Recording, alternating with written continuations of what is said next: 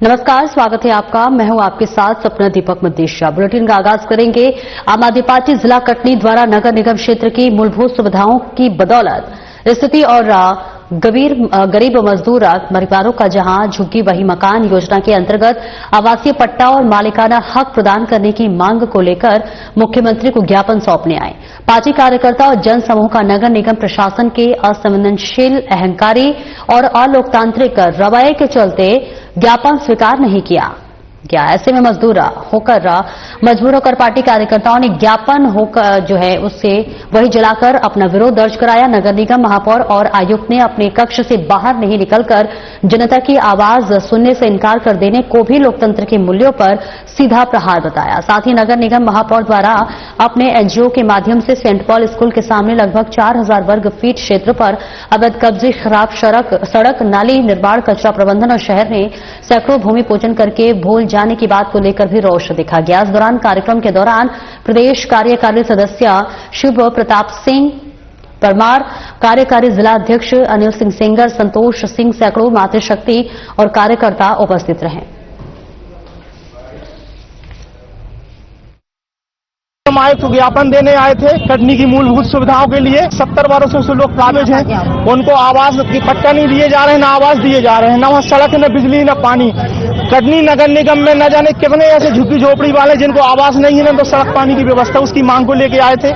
कटनी नगर निगम के कर्मचारी, उनके भतीजे, उनके परिवार के लोग ठेके पे काम कर रहे हैं, उनको बिना टेंडर के ठेका दिया जा रहा है, जिसपे वो अवैध भ्रष्टाचार तरीके से निर्माण कर रहे हैं। के लिए जांच के लिए हम आज ज्ञापन देने आए थे।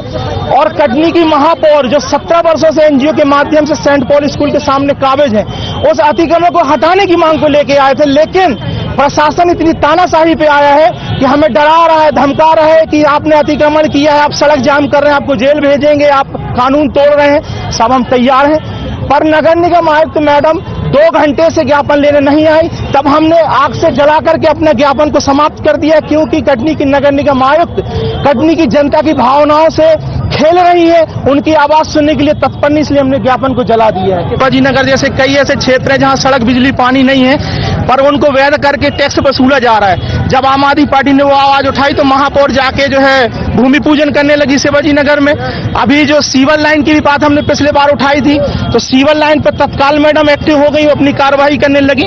एक्चुअल में मैडम अपने आप को अच्छा दिखाने की कोशिश कर रही है, ताकि उनका जो भ्रष्टाचार है उसको दबाया जाए, अपनी छवि को चमकाए। इसलिए बार बार जगह जाकर के भूमि पूजन कर रही हैं। कर्मचारियों को देने के लिए सैलरी नहीं है, आउटसोर्स कर्मचारी है, 300 कर्मचारी जिनकी अटेंडेंस नहीं है, उनको सैलरी दी जा रही है। भ्रष्टाचार का अड्डा बन गया है नगर निगम, उसको दबाने के लिए, छवि पॉलिश करने के लिए महापौर मैडम कर रहे हैं। कटनी में इतने वार्ड हैं, लगभग कितनी भूमि पूजन हो चुके होंगे? भूमि पूजन ही हुए हैं, अभी तक कोई काम नहीं हुए। शिवाजी नगर में अभी कुछ दिन पहले भूमि पूजन करके आए, अभी कुछ भी काम चालू नहीं हुआ। ये सिर्फ अपनी छवि को सुधारने की कोशिश की जा रही है। भ्रष्टाचार में लिप्त महापौर के इतिहास, कटनी के इतिहास की इतनी भ्रष्ट महापौर हमने शायद कभी नहीं देखा होगा।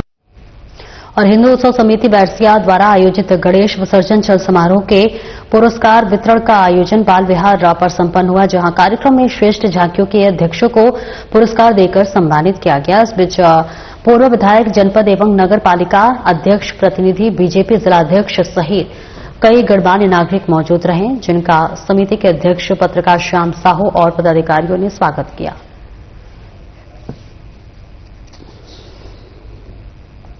श्याम साहू जी हैं, ये बहुत ही जोरदार तरीके से पूरे वर्ष भर के आयोजन करते चले आ रहे हैं। टीम को साथ लेके पूरे कार्यक्रम आयोजित करना, पूरे समाज के वरिष्ठ जनों को साथ लेके पूरे आयोजन करना और उसको व्यवस्थित करना, ये सब काम करना बहुत कठिन होता है, क्योंकि कोई काम हो समाज का हमेशा कठिन ही होता है, परंतु जो उसको कर ले वो वास्तव में सराहनीय होता है, धन्यवाद के पात्र होता है। इसके लिए श्याम भाई को और उनकी पूरी टीम जो सबका हम धन्यवाद करते हैं।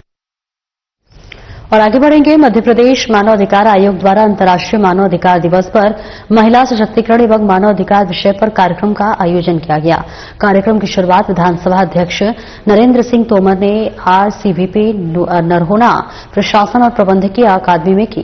कार्यक्रम की विशिष्ट अतिथि मध्य प्रदेश शासन की महिला एवं बाल विकास मंत्री निर्मला भूर्या भी मौजूद रहीं। कार्यक्रम की मुख्य वक्ता UN वीमेन मध्य प्रदेश की स्टेट हेड जयत्री ने भी रही मौजूद रहे और वही कार्यक्रम की अध्यक्षता मध्य प्रदेश मानव अधिकार आयोग के सदस्य डॉक्टर अवधेश प्रताप सिंह टक्की ने की। वही कार्यक्रम में महिला कल्याण ने संबंधित विभिन्न शासकीय योजनाओं की जानकारी महिला एवं बाल विकास विभाग के वरिष्ठ अधिकारी द्वारा दी गई। इस अवसर पर आयोग ने विषय आधारित एक स्मारिका का भी प्रकाशन किया, जिसमें प्रबुद्धजनों के आलेख और महिला एवं बाल विकास विभाग की महिला संबंधित योजनाओं की जानकारी प्रकाशित की गई। देखिए, नहीं, जो आंकड़ा जो आप लोग कह रहे हैं कि सबसे ज्यादा वो बाल विवाह का नहीं है, वो हमने रोके हैं। सतर्कता के साथ में हमारी सरकार काम कर रही है, इसीलिए तो इतने रोकने के काम किए हैं हमने। वो आंकड़े बाल विवाह हुए उनका नहीं है, जो रोके हैं हम लोगों ने अपनी तत्परता के साथ है और जो हमारा विभाग लगा हुआ है उसके है। विधानसभा में करीब 550 का जवाब आप ही के विभाग ने दिया है मैम कि 550 बाल विवाह नहीं, वो रोकने के हैं भाई। आप उसको देखेंगे, परिशिष्ट में देखेंगे तो आपको क्लियर होगा कि वो रोके हुए हैं आंकड़े हैं, वो हुए बने। नहीं, कुपोषण में भी हम लोग अच्छा काम कर रहे हैं और उसमें भी कमी आई है और उसमें भी हम लोग नवाचार भी कर रहे हैं कई जिलों में और बहुत अच्छा आपको आने वाले समय में ये चीज रहेगी आपको। आज अंतर्राष्ट्रीय मानवाधिकार आयोग दिवस है। इस अवसर पर मैं आप सबको बहुत शुभकामनाएं, बहुत बधाई देता हूं और मुझे प्रसन्नता है मध्य प्रदेश के मानवाधिकार आयोग ने आज यहां कार्यक्रम संपन्न किया और उसमें महिला सशक्तिकरण विषय को चर्चा के लिए चुना था।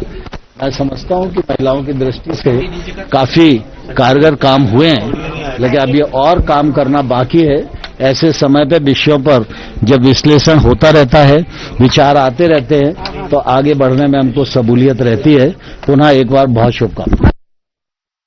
और आगे बढ़ेंगे। पुलिस मुख्यालय द्वारा संचालित सृजन अभियान के अंतर्गत सीहोर पुलिस ने कार्यक्रम आयोजित किया। इस बीच आपको बता दें, मध्य प्रदेश पुलिस विभाग के सामुदायिक पुलिसिंग कार्यक्रम के अंतर्गत पुलिस ने यूनिसेफ मध्य प्रदेश की तकनीकी सहायता से संचालित 15 दिवसीय सृजन अभियान का शुभारंभ आहुति शिक्षा एवं मानव अधिकार सेवा फाउंडेशन के निःशुल्क शिक्षा केंद्र में किया। यह अभियान पुलिस अधीक्षक दीपक कुमार शुक्ला के निर्देशानुसार और अतिरिक्त पुलिस अधीक्षक सुनीता रावत के मार्गदर्शन में संचालित किया जा रहा है, जिसका उद्देश्य किशोर किशोरियों को आत्मविश्वास, जीवन कौशल, नेतृत्व क्षमता से सशक्त बनाना है। विशेषकर उन युवाओं को जो कठिन सामाजिक परिस्थितियों जैसे घरेलू हिंसा, सड़क आधारित शोषण और हिंसा का सामना कर रहे हैं। प्रथम दिवस के कार्यक्रम में सूबेदार प्राची राजपूत, सहायक उप निरीक्षक रामचरण नारोलिया ने बच्चों से आत्मसंवाद स्थापित किया। उन्होंने बच्चों को स्वास्थ्य, स्वच्छता, आत्मरक्षा संबंधी उपयोगी जानकारी दी और प्रेरक कहानियों के माध्यम से उन्हें जागरूक किया।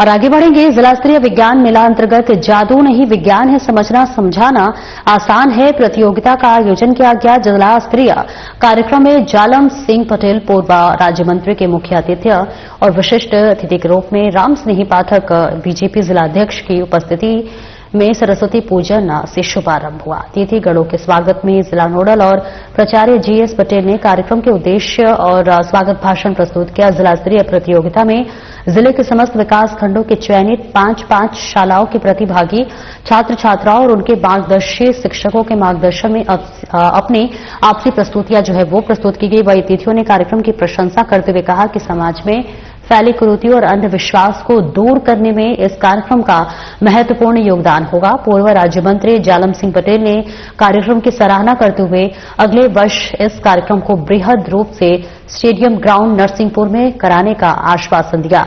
कार्यक्रम के समापन सत्र में उपस्थित जिला कलेक्टर रजनीश सिंह ने प्रतिभागी छात्र छात्राओं को प्रोत्साहित करते हुए आयोजनकर्ता को बधाई दी।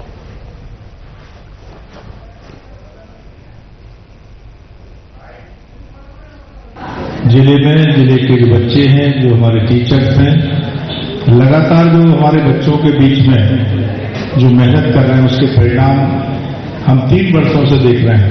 जितनी भी हमारी बोर्ड परीक्षाएं हैं, 5वीं, 8वीं, 10वीं और 12वीं, 3 वर्षों से मध्य प्रदेश जो प्रथम स्थान पर हम हैं रिजल्ट के रूप में। बच्चों के अंदर जितना भी टैलेंट है उसको अन्य क्षेत्रों में भी निखारने की आवश्यकता, उसमें एक कड़ी आज का कार्यक्रम भी है। खेल के माध्यम से भी हमारे बच्चे लगातार राष्ट्रीय स्तर तक पहुंच रहे हैं।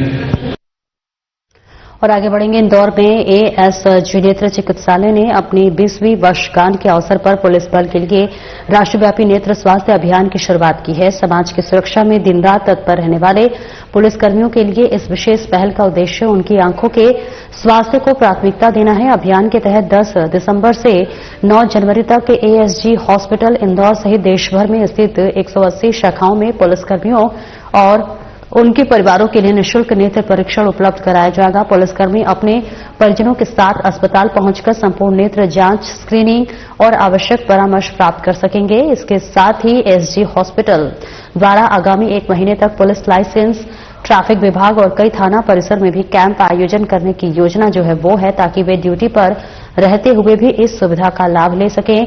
अभियान के दौरान नेत्र रोगों की रोकथाम के समय पर पहचान को लेकर जागरूकता सामग्री और परामर्श भी प्रदान किया जाएगा। तो वही हॉस्पिटल प्रबंधन के अनुसार ये पहल पुलिसकर्मियों के प्रति सम्मान और सामाजिक उत्तरदायित्व का प्रतीक है। देखिए, सबसे बड़ी तो ट्रैफिक पुलिस बहुत बढ़िया, मतलब अगर वो नहीं हो तो पूरा शहर पैरालाइज हो जाए। आप एक चौराहे से दूसरे चौराहे क्रॉस करने में दिन का अच्छा खासा समय यूज करें।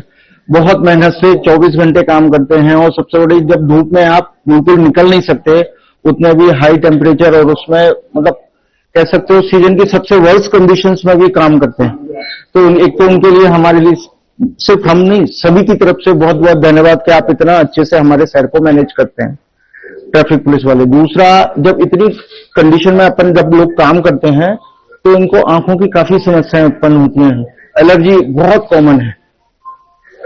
कि जब वो हम लोगों की इतनी मदद करते हैं तो एक हेल्थ केयर प्रोफेशनल होने के कारण हम लोगों ने जस्ट सोचा कि क्यों ना हम थोड़ी सी उनकी आंखों का एक चेकअप जरूर करके देखें कि उनकी जो छोटी छोटी सी जो समस्याएं हैं उनको हम गाइड कर सके कि उनको तकलीफ कम हो।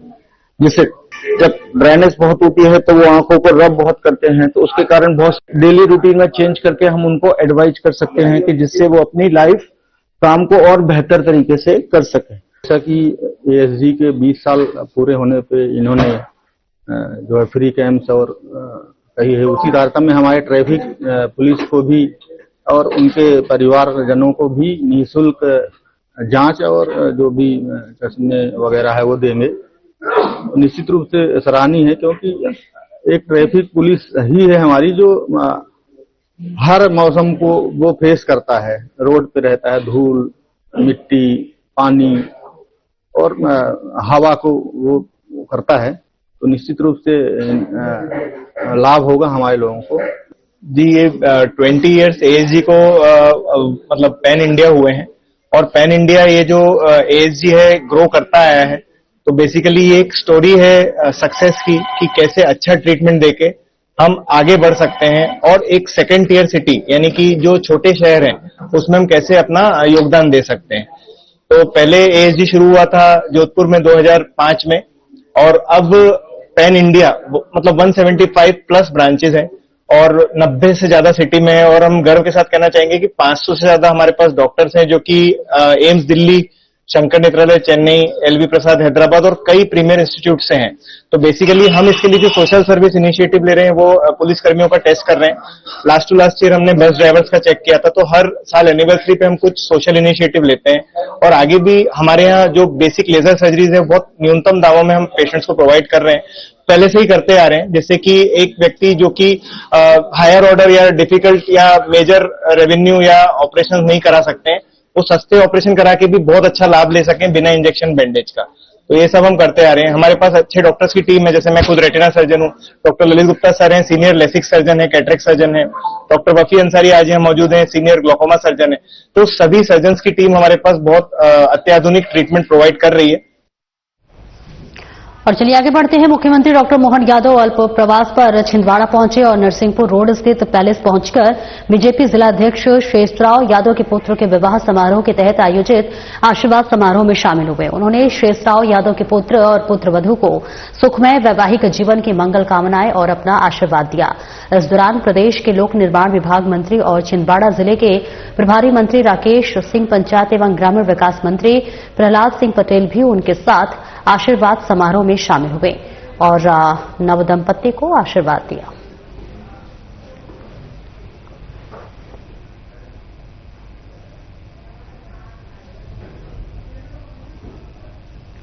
और वही समाज सेवा का अनूठा उदाहरण पेश करते हुए बहर नगर के प्रसिद्ध व्यवसायी और दादा गुरु टाइल्स के संचालक नितिन जैन ने अपना 55वां जन्मदिन इस वर्ष खास तरीके से मनाया। उन्होंने परिवार सहित शासकीय उत्कृष्ट विद्यालय बहर के माध्यमिक विभाग पहुंचकर कक्षा 6वीं से 8वीं तक के 179 छात्र छात्राओं को स्वेटर वितरित किए। ठंड के मौसम में मिले इस उपहार से बच्चों के चेहरे खिल उठे। विद्यालय के प्राचार्य आलोक कुमार चौरे ने बताया कि जैन अपनी पत्नी सीता जैन और पुत्र विक्रम जैन के साथ विद्यालय पहुंचे थे।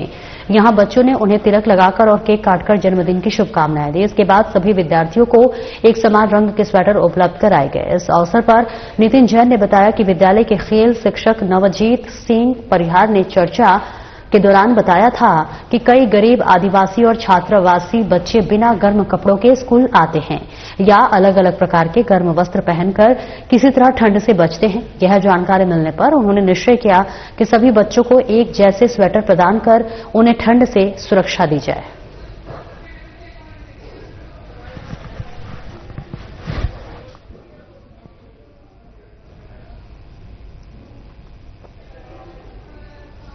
शिवपुरी शहर में 2 दिन पहले सोशल मीडिया पर वायरल हुआ एक वीडियो में पोलो ग्राउंड में कार से खतरनाक स्टंट करते दिख रहा था, जिस पर यातायात पुलिस ने युवक की पहचान कर ली। वीडियो वायरल होने के बाद यातायात विभाग ने मामले की जांच शुरू की थी। पुलिस के अनुसार स्टंट करने वाला युवक प्रदीप रावत पुत्र महेश रावत है। वे अपनी कार से पोलो ग्राउंड खेल मैदान में स्टंट करता हुआ वीडियो में नजर आया था। यातायात पुलिस ने प्रदीप रावत को थाना यातायात पर बुलाया। खतरनाक तरीके से वाहन चलाने और बिना अनुमति स्टंट करने के आरोप में उसके खिलाफ मोटर व्हीकल एक्ट के तहत कार्रवाई करते हुए 6000 का चालान किया।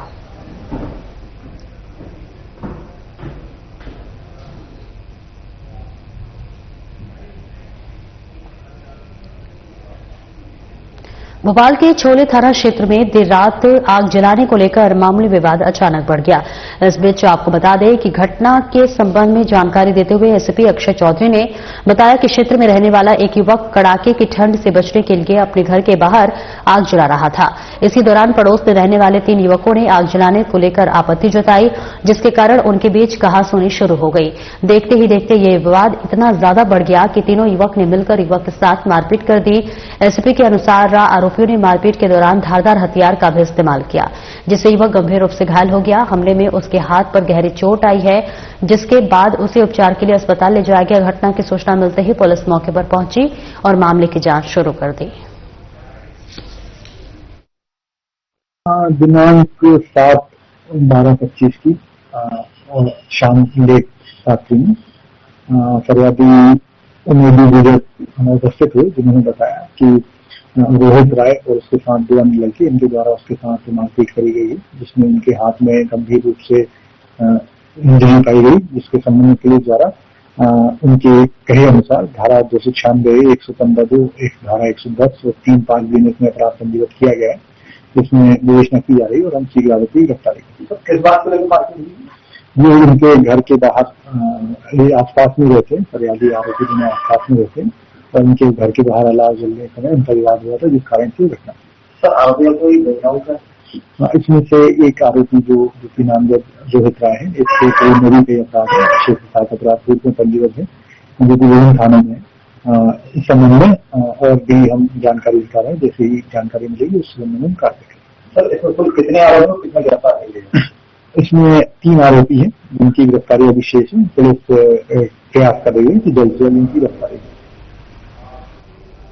अपराध और अपराधियों पर शिकंजा कसने के लिए पुलिस ने रेलवे स्टेशन और सार्वजनिक स्थानों पर सर्चिंग अभियान चलाया। इस दौरान संदिग्ध लोगों और सामान की तलाशी ली गई। बता दें कि शहर में बाहर से आने वाले यात्रियों की बढ़ती संख्या और सुरक्षा को देखते हुए पुलिस विशेष सतर्कता बरत रही है। इसके मद्देनजर जिला पुलिस बल ने जीआरपी पुलिस और बम डिस्पोजल स्क्वाड के साथ शहर में चेकिंग अभियान चलाया। इस दौरान रेलवे स्टेशन और सार्वजनिक स्थानों पर संदिग्ध लोगों और उनके सामान की तलाशी ली गई। एएसपी आलोक शर्मा ने बताया कि इस तरह का अभियान यात्रियों की सुरक्षा को देखते हुए लगातार चलाया जाएगा। कल उज्जैन पुलिस जीआरपी के साथ कोऑर्डिनेट करके हम लोगों ने स्टेशन परिसर और सार्वजनिक स्थानों पर स्पेशल चेकिंग अभियान चलाया था, जिसमें हमने बीडीडीएस टीम जो है उसको भी साथ लिया था, जिसके तहत यहाँ पर जो परिसर है और उसके आसपास सार्वजनिक स्थानों पर संदिग्ध व्यक्तियों की तलाशी ली गई। लोगों को और उनके सामान को भी रैंडम चेक किया गया। साथ ही साथ में जो बीडीडीएस टीम है उसके द्वारा भी जो है एरिया की सघन चेकिंग करी गई। साथ ही साथ में हम लोगों ने इसमें सुरक्षा व्यवस्था को मजबूत करने के लिहाज से और लोगों में कॉन्फिडेंस पैदा हो पुलिस को लेकर के, उसको देखते हुए पैदल मार्च भी कराया गया और लोगों से भी लगातार सतर्क रहने की और किसी भी अप्रिय स्थिति उत्पन्न होने पर तत्काल पुलिस को सूचना देने की अपील की गई है। सीहोर में वॉश ऑन व्हील के अंतर्गत श्यामपुर की 13 ग्राम पंचायतों के सचिव व रोजगार सहायक, स्वच्छता मित्र, सरपंच नवीन ताराचंद चौहान, ब्लॉक समन्वयक, स्वच्छ भारत मिशन की उपस्थिति में मध्य प्रदेश सरकार का महत्वपूर्ण मिशन वॉश ऑन व्हील के बारे में सभी को विस्तृत रूप से जानकारी प्रदान की गई और वॉश ऑन व्हील किट के उपयोग करने का प्रत्यक्ष दर्शन किया गया, जहां जनपद की सभी पंचायतों में स्वच्छता साथियों को मोबाइल ऐप्स के माध्यम से सफाई कार्य की रिक्वेस्ट स्वीकार करते हुए यह कार्य पीपी किट और सुरक्षा उपकरणों के माध्यम से किया जाएगा।